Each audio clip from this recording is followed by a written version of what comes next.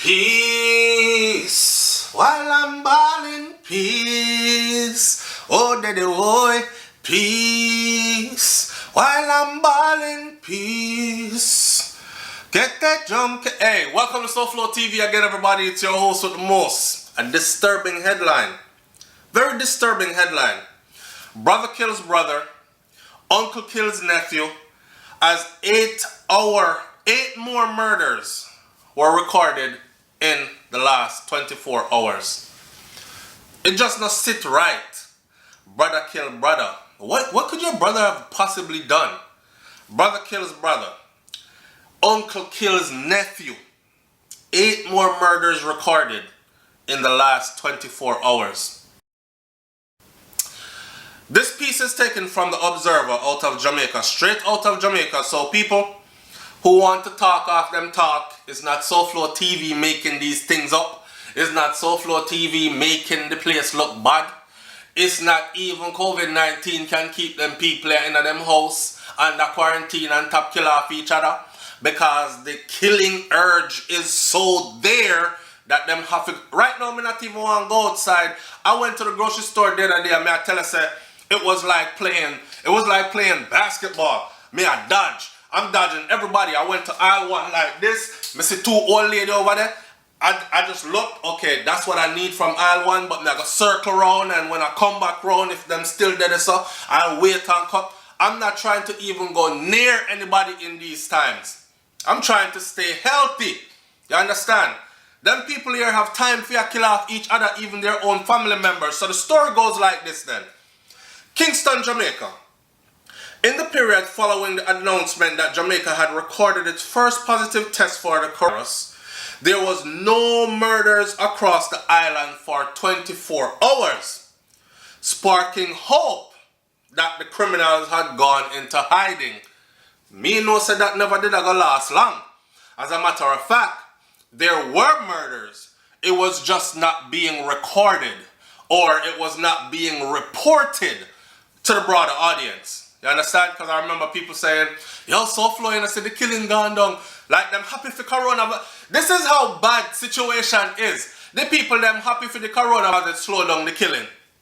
And if there wasn't quarantining people, then a lot of people up here would have fly go Jamaica, because in light of what's happening now, most people overseas that are Jamaicans are saying right now, I want to go to my yard, yeah, man, prefer they are Jamaica. Especially people who come from country, when no say, yeah man, banana, dasheen, breadfruit and cocoa and all them things they plant up and these things. I want to go to my yard, yeah man. And that's what's going on now.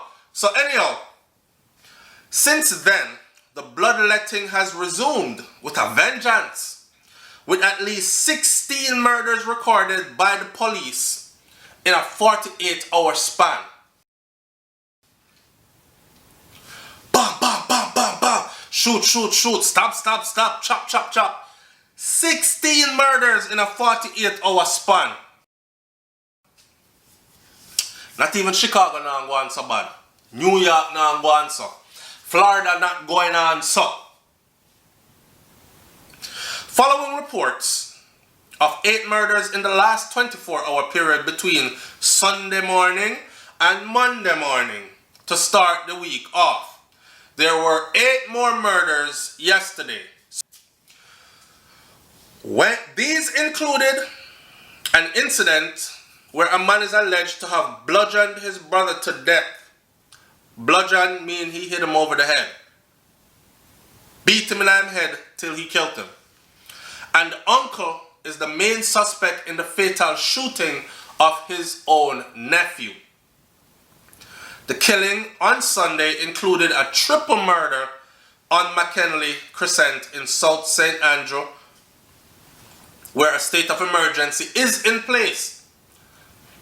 And this is not the first murder in places where the state of emergency is in place. To the tune where a lot of people are saying, I don't know if the state of emergency thing y'all working on. Well, the people been saying that it's not working. And I saw the General Anthony Anderson say, well, see, what had happened was we had to take some manpower from our security forces to deal with other issues concerning this whole pandemic thing that's going on. So the killers saw that opportunity where we were lacking in manpower to come out and kill other people, which could make sense. But I mean, damn, look how we living. We need to live under lockdown in order for us not to kill each other. That's sad. Very, very, very sad. And one of them happened in St. Andrew during the state of emergency, and one on Barnett Street, and another in Flankers, St. James, 2 in White House, Westmoreland, and 1 in Beeston Street in Central Kingston. Westmoreland and St. James are also under state of emergency. So you see, it is these places that are under state of emergency that this has happened in, which gives valid argument to the people who are saying that state of emergency stuff does not work. Also gives valid argument to the excuse, or not excuse, but explanation that General Anthony Anderson gave, which is they have moved security forces to other places to combat what's happening, and the killer them so bloodthirsty. They saw the opening. Yesterday, 33-year-old Damar Gordon was fatally shot in the Lime Tree Crescent area of Flanker in what is believed to be a reprisal for the shooting on Sunday, while 3 people were killed in separate incidents in the St. Andrew Police Division. These people were also shot. People were also shot in 2 other incidents in the violence-plagued St. Andrew Police Division yesterday. They have since been hospitalized. Over in Point Hill, St. Catherine, you have 22-year-old Damoy Christie, who was fatally shot, allegedly by his own uncle, while an unidentified man was killed almost in front of a church on East Queen Street in downtown Kingston. We're no longer shocked. Rotted them kill people in a church. I think I remember about 2 years ago where I did a video and I said, where else are they going to kill people? I bet said them are going to go in at the church to kill people next. And bam, it happened. I don't know if y'all remember, it happened. The man will get shot in at the church because first they had killed someone and propped them up behind the church, put them to sit upright behind the church, and then they went into the church and killed another brother. And then after that, it was like, people don't even respect the sanctity of that anymore. I'm not saying you have to believe in the religion, but at one time we used to say, say church and them thing, we're not going to go over this. We'll catch them out here, so. That gone, long time. It was written in The Observer by Arthur Hall, and you can go check out The Observer for yourself and read those for yourself. The comment section is what gets me though. Najeeper King says, these murderers are viruses themselves. As a result of the coronavirus will not be deterrent. Even in areas where state of emergency, the criminals are showing the authority that they are not afraid. I believe in the sanctity of life, but a shovel of manure has more decency than these people. And Bamboo Dread says, my friend, these are not human beings. They are vampires. They are now threatening the lives of all citizens with the plague on top of the guns. Demuson says, what can we say or do?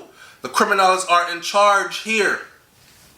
Until this changes, this is our new norm. This is the sad reality. This isn't made up. This is a sad reality. What can we say or do? The criminals are in charge. And until things change, this is the normal. This is the norm now. I was talking to a friend earlier this week about the level of crime, violence here in particular, and the inability of our so-called leaders to address it. Her response was that the current government needs time. I guess the people murdered and their families are casualties of the time needed by the authorities to address this issue. Successive government campaign on this issue every single election in my lifetime, yet when they are elected, the excuse by their followers are the same. Give them time.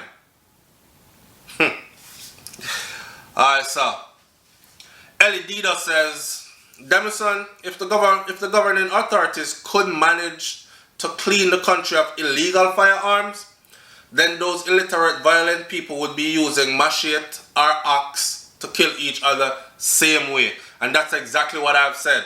It ain't really the illegal firearms that's the problem. I've heard two guys violently clash verbally out here, and one telling the other that by the time him fi run for him gun, he would chop him up into pieces with an axe. He further asked him if he sees how sharp he keeps his axe. The axe guy also warned him that he better walk with him gun every day. You think they are easy out here with the violence? Their argument reminds me of a horror movie I once saw named The Axe Murderer. And Happily 63 says, then take away the machete and take away the axe. It would be ratchet knife same way. Take that away and we back to fist. At least the murder rate would be down. That person and I make no rotted sense. So if you take away the gun then, right? We're saying that the gun is not the issue. The mind state of the people is the issue. It's the real issue. But you have people out there that are so convinced that it's the gun, they believe that if you take away all the guns, killings would stop. Now mind you, it makes it easier to kill with a gun because all you have to do is point and shoot and go about your business, right? And the more shots you shoot at vital areas of the body, the more likely you did commit a murder. Chopping and stabbing really takes heart. It takes a different mind frame to grab somebody and stab multiple times, stab. And you're stabbing and you're seeing blood and you're seeing flesh rip apart or chop. It's very different from just firing a gun, right? But I'm one of the people that say you could take away all the guns. The murderous mind of an individual will find some other tool. They will start to self-make guns. And if them can't self-make the gun, they will start to use other things to kill. Well, we're going to take away all the knife. We're going to take away all the machete. We're going to take away they will use dinnerwares. Have you ever been in prisons?